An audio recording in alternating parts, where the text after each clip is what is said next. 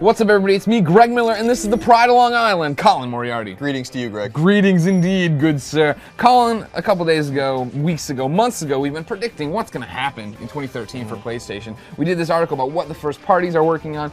We said, you know, guess what? Guerrilla, probably working on Killzone 4. And then when we talked about LittleBigPlanet developers, Media Molecule, you and I diverged ways. You thought they were doing something else. I said probably LittleBigPlanet Universe, Little Big Universe, somewhere like that. We have some news on those fronts. Tell me what you got. Indeed. Well, there's two interesting rumors about these franchises. LittleBigPlanet 3. Yesterday on VG247, another video game website, it was rumored that Sumo Digital, which is a British studio in Sheffield, I believe, is working.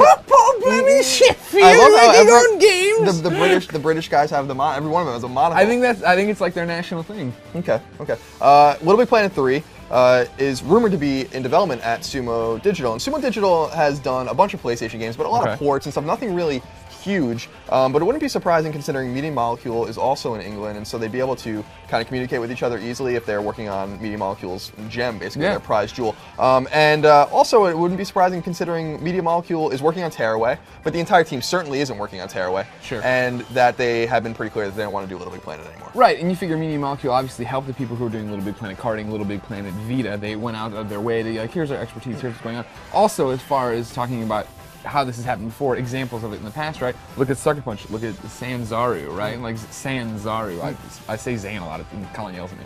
Sanzaru, right? They had done ports and stuff too, and then they went and worked on the Sly Collection. Then they got to make their own Sly Cooper, so it's kind of in the same realm, right? Yeah, and the Sly Cooper game I think is comparable to what Sucker Punch did with their own trilogy. And like Greg said, if you think about United Front working on LittleBigPlanet karting, or you know the LittleBigPlanet Vita game being Tarsier, another name I can't pronounce. Tarsier, I think. Double 11 in Tarsier. Yeah. So like Greg said, Sackboy being in the hands of others isn't necessarily unusual. Although I think everyone would agree that maybe Media Molecule does it the most justice. Although I think you like PS Vita version the best. Definitive LittleBigPlanet. LittleBigPlanet PS Vita, believe it. So there's that interesting rumor, and I wouldn't be surprised if it was true. Also, I'm very interested to see what Media Molecule's other team is working on. Sure. Presumably because Tearaway is a tiny little Vita game. And then the rumor that broke today, Greg, was about Killzone 4, and that Killzone 4? What? That's no one's predicted that. And VideoGamer.com has a source that says that Killzone 4 will release on the PS4 this year, assuming that'll be a launch window title, maybe a launch title. Do you think their source is me? Because I've been saying that for about a year and a half. You have been, and it's not that surprising. Guerrilla Games in the Netherlands is also owned by Sony, and they have been very quiet. Yeah. And they are growing by leaps and bounds because Killzone sells well. Sony Cambridge, which was another Sony-owned studio, is now called Guerrilla Cambridge. They are working on Killzone Mercenary, so that is another arm of that studio. And at GDC last year, they said that they were working on more Killzone and a new IP.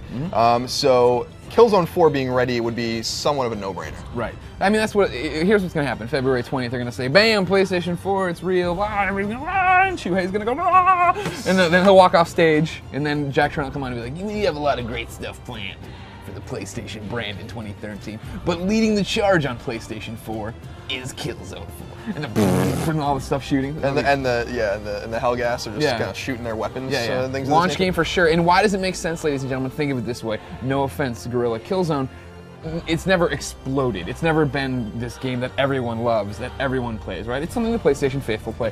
PlayStation faithful love the multiplayer in it.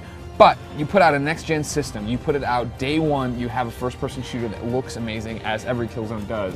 That sells units, that sells the game. That's the bigger thing, right? Yeah. People buy the PlayStation brand, they're totally down for that, and then they walk in like, oh, do you have Call of Duty, do you have this? No, we don't have any of those first-person shooters yet, but Killzone is out. Yeah, and PS3 launched with a shooter too, Resistance, from Insomniac, and the Video Gamer guys made a good point too, that when Sony teases new consoles, at least recently with PS3 and PS Vita, that there is a Killzone game show. Right. So again, this is somewhat of a no-brainer, but it's cool to get some confirmation from a source, from a trusted source, and we'll see how it all shakes out. But I wouldn't be surprised at all to see Killzone and Gran Turismo for that matter. Yeah, there's a whole bunch of games you're gonna see, I bet. I'm looking forward to, though. February 20th is right around the corner. IGN will be covering the hell out of it. Stay tuned for more on that and for everything video games. Keep it on IGN.